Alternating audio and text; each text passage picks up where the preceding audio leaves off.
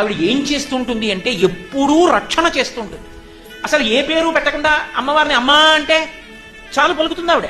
ఈ భూమి రూపంలో ఉండే భూమాత ఆవిడే, నన్ను కన్న తల్లిగా జనకమాత ఆవిడే, గోమాతగా అసలు మొదటి నమస్కారం ఎవరికి అంటే అమ్మకే. అంటే పరబ్రహ్మ లక్షణములన్నీ ఎవరి ఎందుంటాయి అంటే అమ్మయిందే అని నిర్ధారించింది. కారణం ఆమెయే సృష్టికర్త, ఆమెయే స్థితికర్త, ఆమెయే ప్రళయకర్త. బ్రహ్మ విష్ణు మహేశ్వరుడు ముగ్గురు కలిసిపోయిన సమాగమ స్వరూపానికే పరబ్రహ్మమని పిలుస్తారు. అమ్మ తన కడుపులో స్థానం ఇచ్చింది.